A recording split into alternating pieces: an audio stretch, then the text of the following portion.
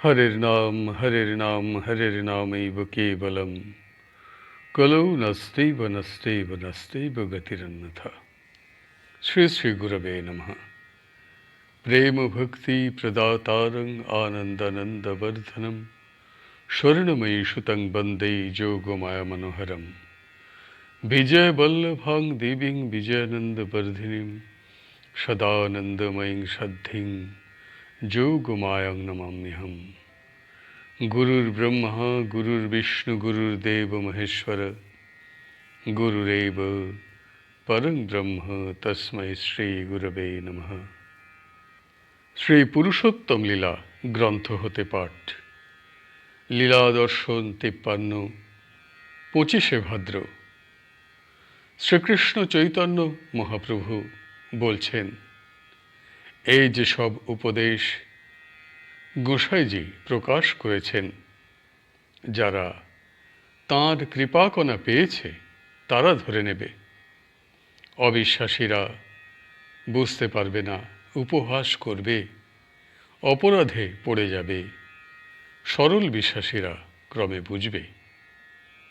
আমি বলছি, প্রথমে গোপন করতে বলেছিলেন, আবার এইভাবে প্রচার করছেন। সাধারণে এসবের মর্ম বুঝতে পারবে কি? আমাকে নিয়ে কোনো গোলমাল হবে না তো? আপনার কথা মতো লিখছি, লেখার শক্তি সেও আপনিই দিচ্ছেন। গোসাইজি তখন বললেন, কোনো চিন্তা নেই মা, তোমাকে দিয়ে যা করানো হচ্ছে সে তো আমার ইচ্ছাতেই হচ্ছে, সব ভার আমার। এই সব উপদেশ ছাপানোর বিশেষ প্রয়োজন হওয়াতে গোপন করার যে ব্যবস্থা হয়েছিল তা পরিবর্তন করতে হলো। শ্রীকৃষ্ণ চৈতন্য মহাপ্রভু বিচলিত হয়ে সকলের জন্যই আবার নাম প্রচারের ব্যবস্থা করলেন। এই নাম ব্রহ্ম শক্তিপূর্ণ। নাম ব্রহ্ম মন্ত্রটি হল হরের নাম হরের নামৈব কেবলম কলৌ নস্তেব নস্তেব নস্তেব গতিরন্যথা। লীলা দর্শন 54, 26 ভাদ্র। শ্রী শ্রী গোসাইজি বলছেন, মা, সেই যে একদিন শুনেছিলে শ্রীকৃষ্ণ চৈতন্য মহাপ্রভু বলছেন, সত্য প্রচার করো।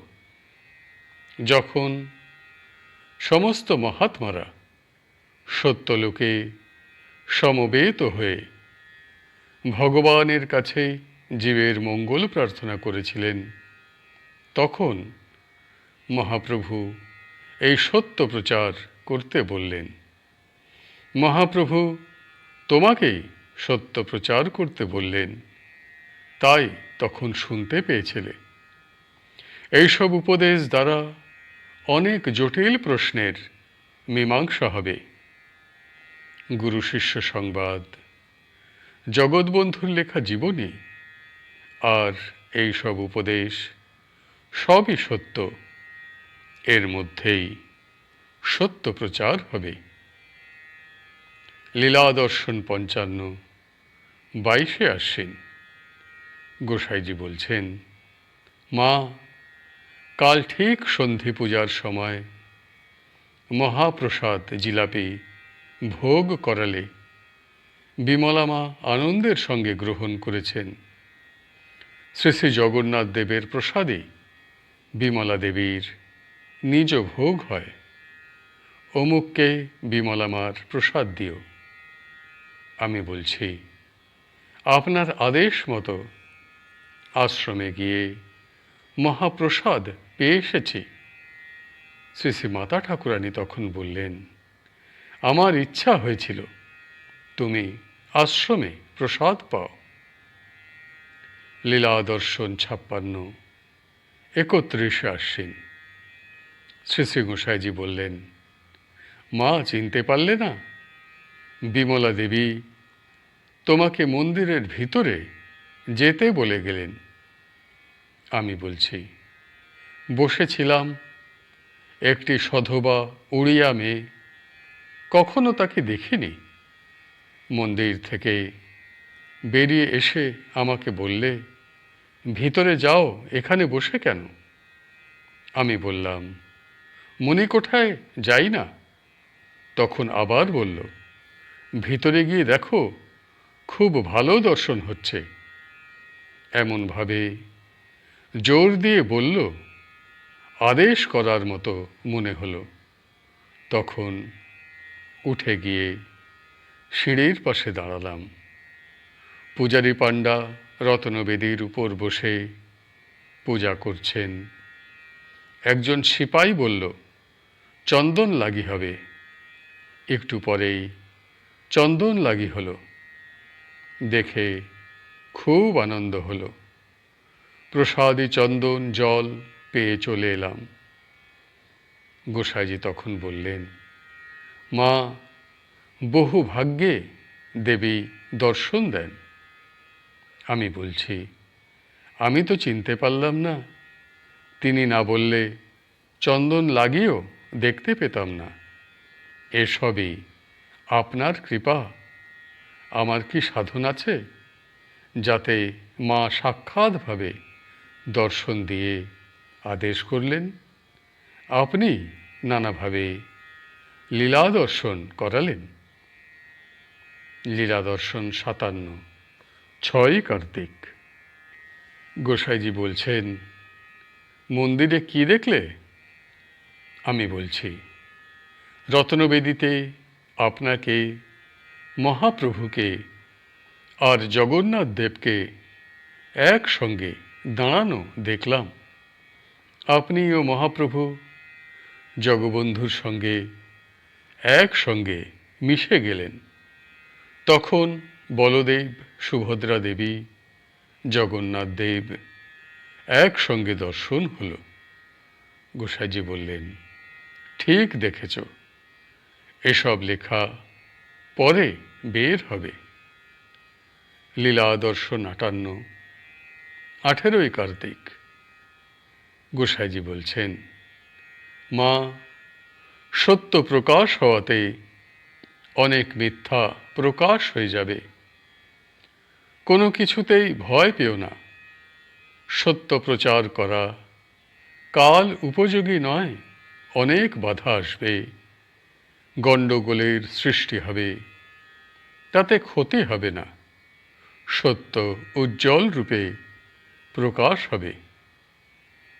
আমি জিজ্ঞাসা করছি, আপনি যখন মর্তধাম ত্যাগ করলেন, তখন পুরীধামে আপনার কাছে তো দাদা গোসাই ছিলেন, মা জননী ছিলেন, আরও অনেক শিষ্য ভক্ত সব উপস্থিত ছিলেন।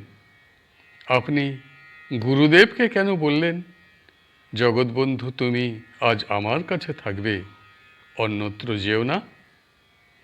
গোসাইজি তখন বললেন, মা, বড় গুচ্ছ প্রশ্ন করেছ।